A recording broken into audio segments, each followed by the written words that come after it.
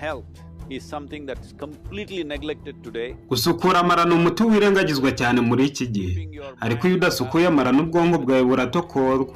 Niyo mpamvu muri siyansi ya Ayurveda indwara yose waba urwaye nko kubura ibitotsi, kudatekereza neza, ibibazo byose byo mu mutwe n'ibindi, umuti wa mbere ukwiriye gutekerezaho ni ugusukura amara n'igifu. First thing is purging. Purging. Sukura umubiri wose, sukura amara maze mu by'ukuri ugwiza ubuzima bwiza. Nubwo atari cyo gisubizo gusa, ariko nibura bituma ugwiza umutuzo mu mubiri hose, maze bigashinga imfatiro zo kubaho ubuzima buzira umuze.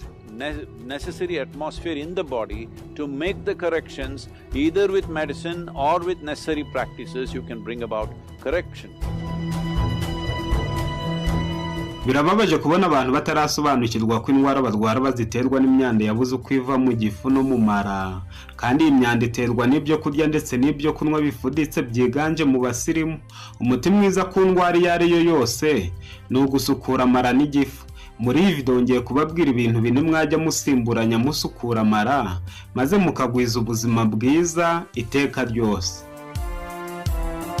Aho wageze ni kuri Muganga Desire TV, umuyoboro bagezaho ibiganiro byibanda ku buzima gusa.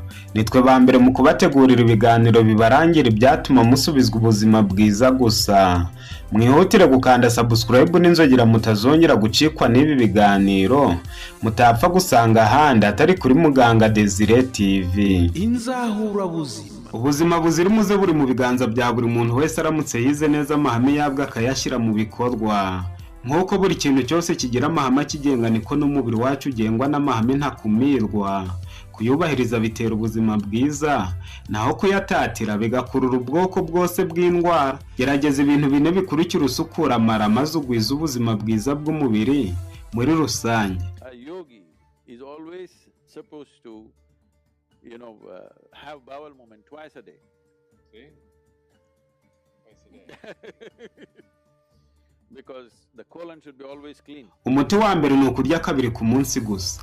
Birababaje kubona hari abaganga bagira inama abarwayi kurya uturyo duke buri mwanya ngo nibwo bazagira ubuzima bwiza. Never.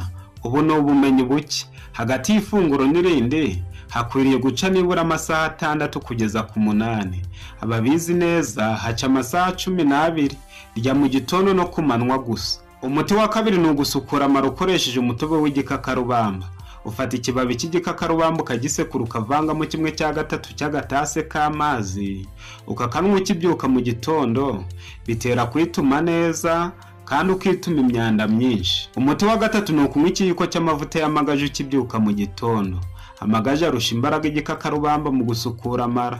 Nyuma y'umwanya muto uhita ukenera kujya mu bwiherero, wituma imyanda myinshi ku buryo nawe uyireba ukifata ku munwa. Umuti wa kane ni ukwiyina. Kwiyina nibwo buryo busukura amara kurusha ubundi bwose twavuzeho. Ushaka wakoresha amazi gusa. Icyangombwa ni ugushaka agakoresho kabugenewe maze ukiyina mu gitondo hashize isaha umaze kunywa amazi y'akazuyazi.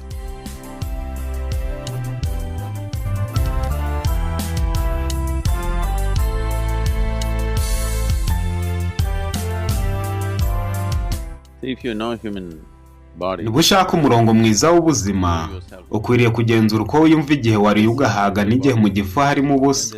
Uzabona ko ubwonko bwawe bukora neza iyo mu gifu harimo ubusa. Iyo igifu gihora ku murimo wo kugogora ibyo kurya, hari imbaraga zicyoherezwamo maze umubiri wawe n'ubwonko ntibikore neza. Ushobora kudacika intege kubera ko wariye uturyo duke, ariko umurimo w'igifu ntuhagarara. Iyo umurimo w'igifu udahagarara, ntega amatwi. Inyamaswa zimwe iyo zimaze kurya zicara hasi kubera ko imbaraga zo gukora ziba zamaze gushira.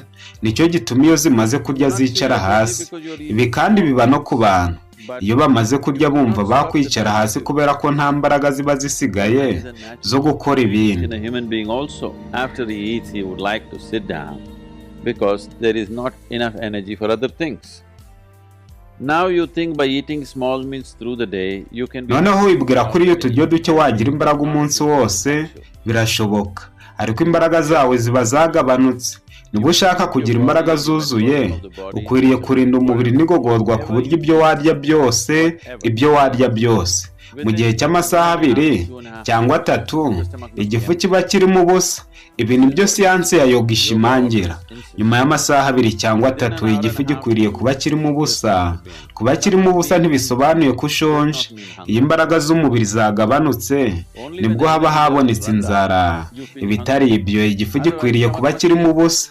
Iyo igifu kirimo ubusa, igifu bisobanuye uruhago rw'ibiryo. Ibiryo biba bikwiriye kuva mu gifu bikajya mu mara. Igifu kiba kirimo ubusa, ibiryo biri gutunganyirizwa mu mara.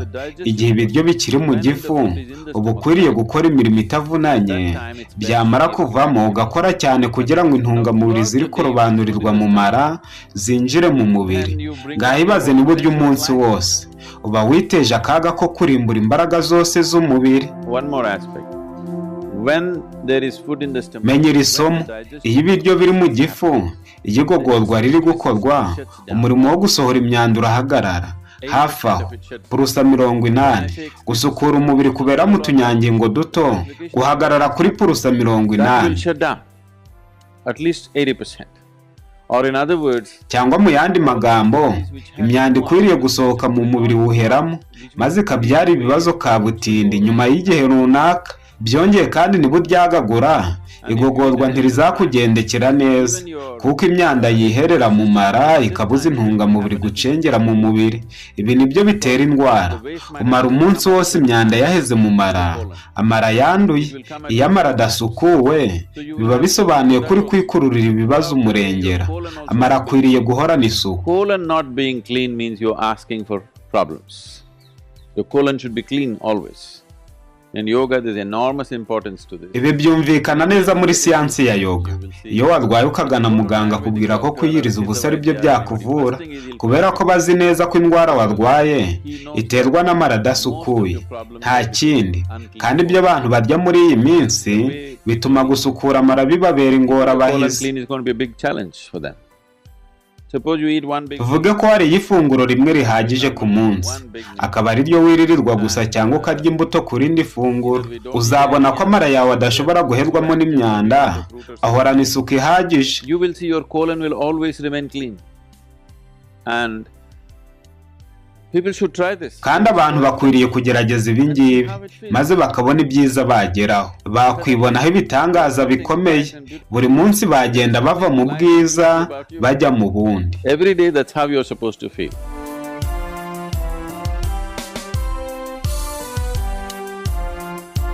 Tubashimiye kuba mubana natwe buri munsi. Mwahisemo neza kuko mwabonye umuyoboro mwiza udahwema kubagezaho ibiganiro birebana n'ubuzima bwanyu. Hahirwa bibanira natwe buri munsi kuko bamaze guca ukubiri na za ndwara bari baraburiye igisubizo. Niba ari bwo bwa mbere ubanye natwe, ikandire subscribe n'inzogera nawe uzarushaho kunguka byinshi. Mbaye mbasezeyeho, tuzongera kubonana muri video y'ubutaha.